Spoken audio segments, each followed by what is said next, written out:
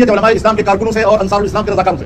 आप बताइए इस बात को कि हुकूमत तक मिनिस्टर पहुंचा है या नहीं पहुंचा, उसका मदद पहुंची है या नहीं पहुंची।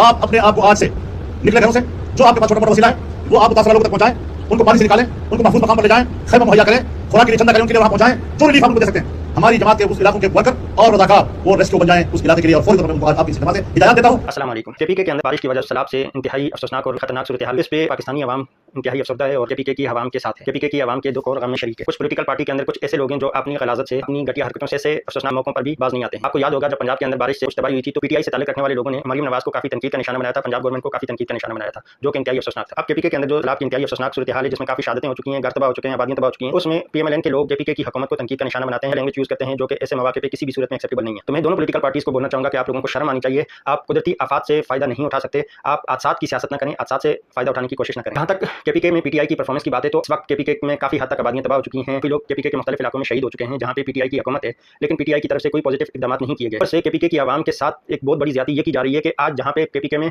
बहुत सारे मकामात के ऊपर लाशें उठाई जा रही हैं, जहां पे जनाजे पढ़ाए जा रहे हैं, लेकिन पीटीआई गवर्नमेंट आज केपीके के अंदर एक जलसा कर रही है। ये इंतहाई शर्मनाक और इंतहाई अफसोसनाक है।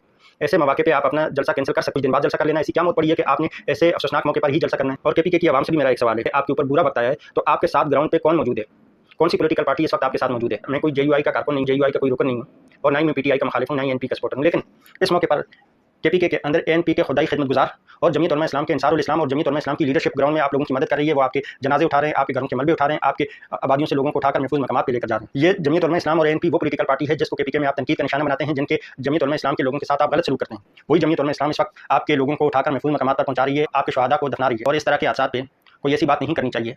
लेकिन एक सवाल है आप लोगों से, केपीके वालों से, आपको मौलाना कासिम मर्दान वाले के इलेक्शन का रिजल्ट मालूम होगा। आपने मौलाना कासिम जैसे नेक आदमी के मुकाबले में किसको जितवाया? मुफ्ती पीर गौर अली शाह साहब के मुकाबले में किसको जितवाया?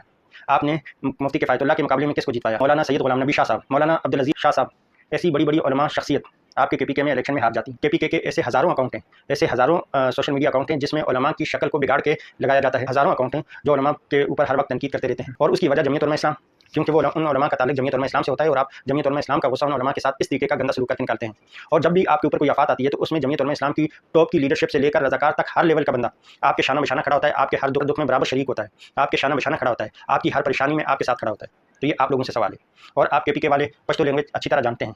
तो मौलाना बिजली गर साहब का बयान अगर आपने सुना है तो आपको याद होगा, और अगर आपने नहीं सुना तो आप उसको सुन लीजिएगा, और उसको सुनकर पाकिस्तान का सीन दसमान इरादी तक सीन वकार हो गई दायाशे मरकजुना खत्म गए खदे कंट्रोल गई खदे पकोड़ के केना वही आओ अमेरिकी पूजा पाठ पे दे गनी आसमानी बदहत किनो अलैहि सलाम बंदी तूफान बंद रख तबाह बशाई जाड़ी बा अगर उम्र जिंदगी के कमदा। आपके केपीके में पेशावर के अंदर कॉन्सर्ट होता है एक, और उसमें इंतहाई